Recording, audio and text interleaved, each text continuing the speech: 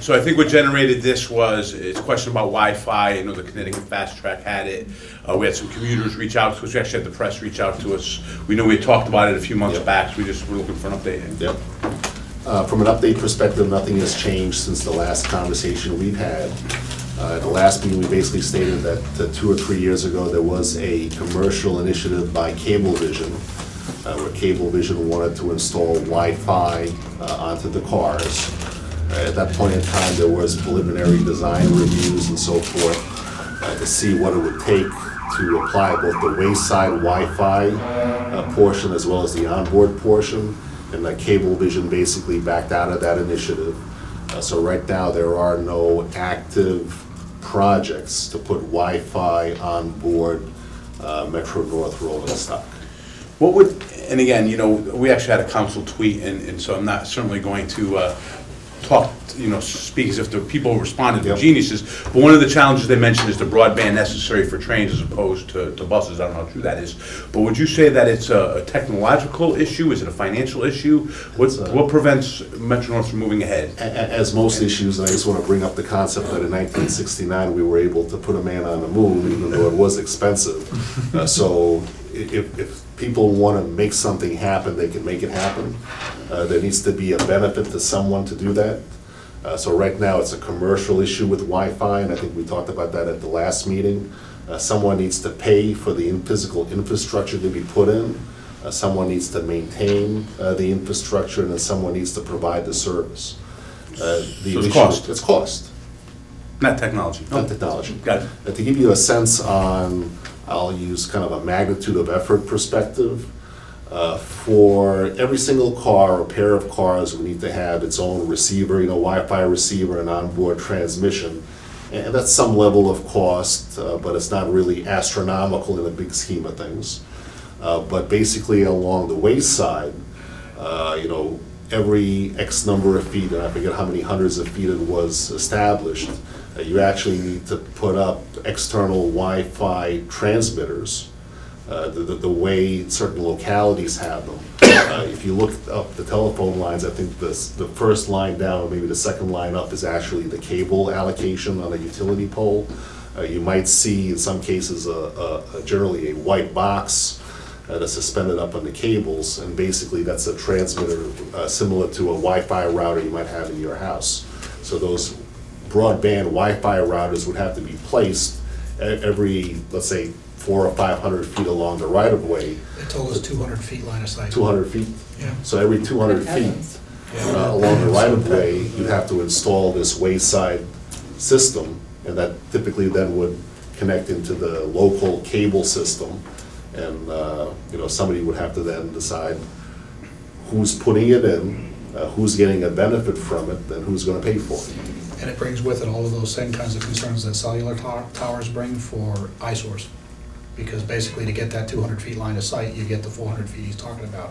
You know, you got every 400 feet, you're putting up an antenna along the right of way. So let me see if I understand this. In order to put Wi-Fi on the trains, you actually have to put a Wi-Fi transmitter router, on the ground next to the tracks every 200 feet? Every 400 feet. Every 400 feet. Because the 200 Wi-Fi. feet, 400 feet. every 400 feet. Or 400 feet, we'd be putting a pole with something that was beaming stuff down to the And train. it has to be line of sight basically to the roof of the equipment. Well, why couldn't you have, Okay. you've got fiber projects and you've got dark fiber, so why couldn't you do something that way? With just Well- drops at certain points? It goes back to the issue, Sue, of someone needs to pay for it, and somebody needs to want to make it happen. Right. It comes down to millions of dollars to put in the infrastructure. I don't know what the estimate Cablevision had, because that was proprietary and internal to them. But like any project, there needs to be a need, there needs to be backing, and then there needs to be funding to make it happen. Stamford has an interesting project along with some other communities in Connecticut and throughout the country. I forget what it's called, maybe you remember, John.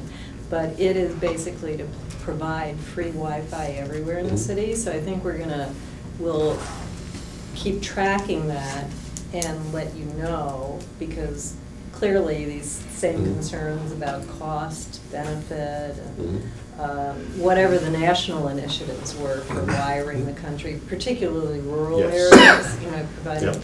There's cell- another initiative that's underway here in Connecticut that is being spearheaded by the Comptroller's Office, by Kevin Limbo, and he's trying to get gigabit service into the cities. And there's an RFQ that's gone out. There's over 100 towns that have signed up onto this process, so. Yes, I'm familiar with that. That's a little bit different. It's a little That's bit the different, but the fiber point is that there's a whole lot going on, and the idea of these brand-new trains not being equipped with Wi-Fi, I guess, is puzzling to the people who live here in Fairfield County, because we're all connected all the time. And All of I was them are just hotspots of And, their and- own. and I don't question people's desire to have Wi-Fi connectivity. But again, I have my devices, I see other people on the train, there is no Wi-Fi available and everyone's connected.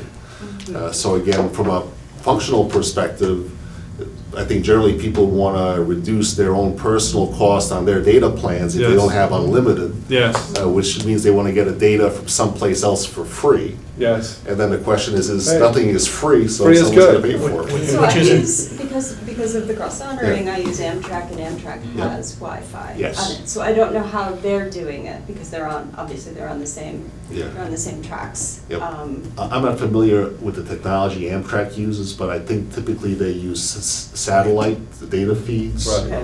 Because they use that across the trains that operate across North America, so they basically take a satellite feed and use that to distribute their Wi-Fi. That's on what board one the would train. assume would happen anyway. When you start talking about, transmitters every 400 feet, that sounds like, Yeah, that sounds a little, it sounds old. yeah, it sounds old. Okay, right, why would you do that? Well, Okay. we have cellular availability right there now and that everybody can use.